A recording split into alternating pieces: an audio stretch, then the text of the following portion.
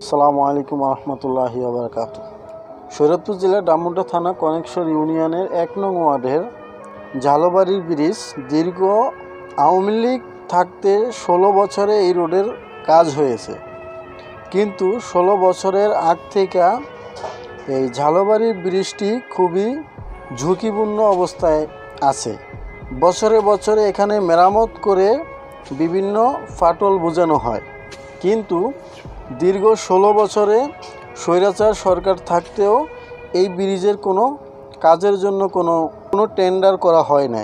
কারণ আমাদের দেশে দুর্ঘটনা না হলে কোনো জিনিসের কাজ করা হয় না। তো এই ব্রিজটি দীর্ঘ ১৬ বছরের আগ থেকে এরকম ঝুঁকিপূর্ণ অবস্থায়।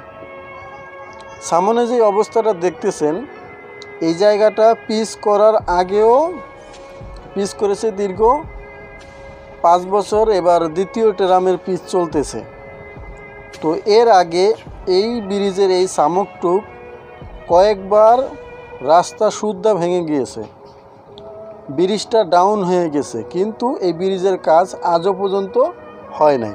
তাহলে এখন কনেকশর ইউনিয়নের চেয়ারম্যান দীর্ঘ ৩ টেরাম চলতেছে, ১০ বছর চলে গেছে, তৃতীয় টেরাম চলতেছে। তৃতীয় টেরামের প্রায় ২.৫ থেকে ৩ বছরের কাছাকাছি চলে আসছে, কিন্তু তিনি এই ৩ টেরামের ভিতরে বিভিন্ন জায়গায় রোডের কাজ করেছে, কিন্তু ঝুঁকিপূর্ণ যেই ব্রিজগুলা, যেগুলা দিয়ে মানুষের যাতায়াত বা গাড়ি চলাচল করে, যেই রোড দিয়ে, এই ব্রিজগুলাই যদি কালপেটগুলাই যদি খুবই ঝুঁকিপূর্ণ অবস্থায় থাকে, তাহলে মানুষ রোড দিয়ে কি করবে? যদি আমি এখান দিয়ে কোনো গাড়ি নিতে আনতে না পারি, তাহলে সেই রোড দিয়ে আমার কি হবে?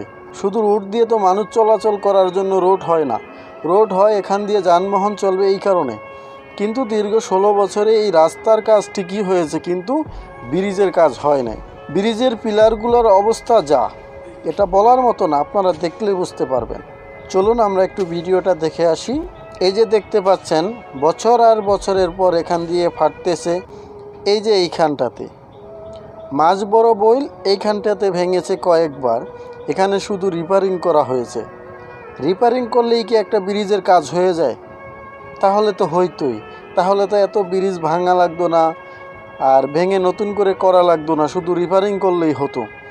কিন্তু এটা আপনার রিপেয়ারিং করেছে কয়েকবারে পর্যন্ত, এই ১৬ বছরে কয়েকবার রিপেয়ারিং করা হয়েছে, কিন্তু তারপরে এই ব্রিজের কাজগুলো নতুন করে তারা করতেছে না। কারণ এদেশে দুর্ঘটনা হওয়ার পর এদেশে নতুন করে কাজ হয়, এর আগে হয় না। তো এই হলো ব্রিজের অবস্থা। ২ সাইডের রেলিং তো নাই, কারণ থাকবে কি করে? ব্রিজ তো আর আজকে না, ব্রিজ বহু বছর আগের, এটার মেয়াদ শেষ হয়ে গেছে, কিন্তু তারপর এই ব্রিজের কাজ এখনও ধরা হচ্ছে না। তো এটা হলো ব্রিজের বাম সাইড। এই যে দেখেন, পিলারের রড বের হয়ে গেছে, ভিতরে কোনো ডালাই নাই। ওইগুলোও নিচে অবস্থা আরও খারাপ। গাড়ি চলাচল করতে গেলে বা অটো, সিএনজি এগুলো চলাচল করতে গেলে ব্রিজের পিলারগুলা কাঁপে। তারপরে বর্ষাকালে পানি আসলে পানির স্রোতের সাথে পিলারগুলো ভাসতে থাকে আর কাঁপাকাঁপি করতে থাকে। এই ব্রিজের সাইডের রড চারদিক দিয়ে বের হয়ে গেছে, কিন্তু তারপরও তাদের এই ব্রিজের কাজ করার জন্য কোনো মন মানসিকতা নাই। দুর্ঘটনায় যখন ২-১ জন মারা যাবে, তখন এদেশের চেয়ারম্যানদের হুঁশ আসবে, এর আগে আসবে না। আমি মনে করি এই ব্রিজটা অতি দ্রুত নতুন করে করার আহ্বান জানাচ্ছি। আসসালামু আলাইকুম রহমতুল্লাহি ওয়া বারাকাতুহু।